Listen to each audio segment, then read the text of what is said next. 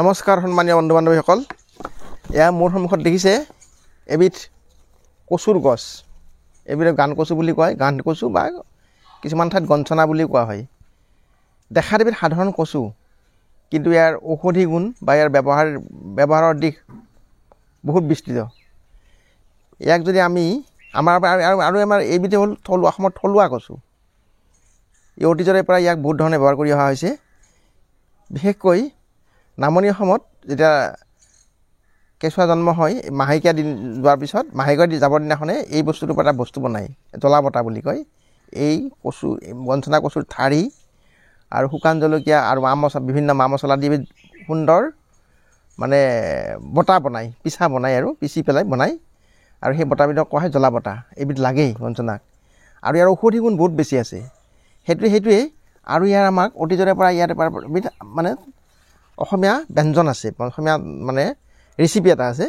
সেই অসমীয়া ব্যঞ্জনবিধ হ'ল কি, ইয়াৰ ঠাৰি সুন্দৰকৈ গুচাই লৈ কাটি লৈ লগত জালুক জিৰা বা আন ধৰণৰ মছলা দি পেলাই, বিশেষকৈ জালুক দি পেলাই ইয়াৰ লগত মাছৰ যিখন তৰকাৰী বনোৱা হয়, মাছৰ যিখন আঞ্জা বনোৱা হয়, অত্যন্ত সুস্বাদু আঞ্জা হয়।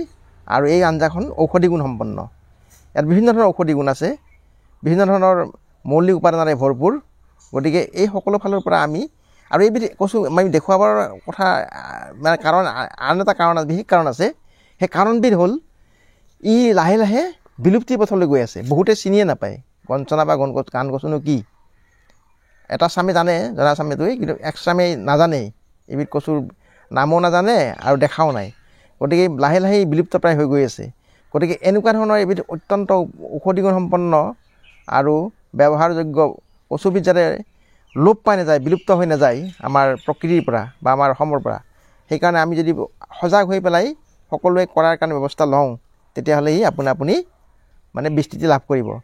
আৰু সেইকাৰণে আমি ফুলৰ গছ টাবত ৰোৱাৰ নিচিনাকৈ বা পলিবেগত ৰোৱাৰ নিচিনাকৈ ইয়াকো আমি সুন্দৰকৈ টাবেই হওক, পলিবেগেই হওক বা বস্তাই হওক অলপ যতন কৰি, বেলেগ স্পেচিয়েল যতন একো নালাগে। ইয়াক ফুল যেনেকৈ ৰুওঁ আমি, যেনেকৈ মাটি তৈয়াৰ কৰি কিছুমান জৈৱিক সাৰ দি পেলাই ইয়াক ৰুই থৈ দিওঁ, ই আপুনিয়েই সুন্দৰকৈ লহপহীয়া হৈ বাঢ়ি ই নিজৰ অস্তিত্বটো জাহিৰ কৰিব পাৰে। ইয়াক বিশেষ মানে মনোযোগ দিব নালাগে, কাৰণ ইয়াৰ বনৰীয়া গুণসম্পন্ন কিছুমান কোৱালিটি আছে।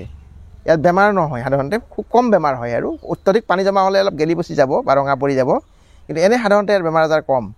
গতিকে আমি এই কচুবিধৰ বাৰিষাৰ সময়ত ইয়াক অত্যন্ত উপাদেয়। বাৰিষা খুব বাঢ়েই, আৰু বাৰিষাৰ সময়ত যেতিয়া আমাৰ পাচলিবিলাক অভাৱ হয় বা তাৰা তৰকাৰীৰ অভাৱ হয়, তেতিয়া আমি বজাৰৰ পৰা মাছ কিনি লৈ আনিলে ইয়াৰ 2-4ডাল ঠাৰি বা অকণমান জোখৰে ঠাৰি ছিঙি লৈ কাটি লৈ আমি ইয়াৰে জালুকেৰে সৈতে জিৰাৰে সৈতে যদি মিহলি কৰি ব্যঞ্জন বনাওঁ, ই সুন্দৰ চাহিদা পূৰণ কৰে আৰু চৰ্দি জ্বৰ কাহ এইবিলাক ভাল হোৱাত সহায় কৰে।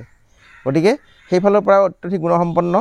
গতিকে আমি সকলো ফালৰ পৰা চাই ইয়াকনো কিয় নকৰোঁ, আৰু সেই বিষয়ে আমি কৰাৰ যিটো পদ্ধতি সেইটো ইয়াতে দেখাইছোঁ। এইটো এটা সাধাৰণ বস্তা এটা ইয়াত কৰিছোঁ, আৰু মাজে মাজে আমি বস্তু দিওঁ। ইয়াতে আজি আমি এটা সাধাৰণ বস্তু দিম, বেলেগ একোৱেই নিদিওঁ। অলপ কিছুদিনৰ মূৰে মূৰে, এমাহ 2 মাহৰ মূৰত অকণমান বস্তু দিলে হ'ল। আমি ইয়াতে পাত পচা সাৰ বনাইছোঁ আমি, শুকান পাতৰ। ইয়াত অলপ দি দিম, দি পেলাই অলপ খুচৰি দিম, এনেকৈ খুচৰি দিলোঁ,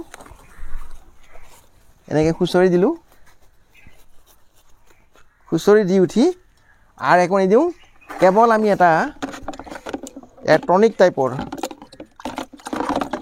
এই গোবৰ পানী, শুকান গোবৰ তিয়াই থোৱা, কেঁচা গোবৰ নহয় দেই, কেঁচা গোবৰ হ'লে বেয়া হ'ব, শুকান গোবৰ তিয়াই থোৱা পানী, এইটো ৰং ধৰি গৈছে।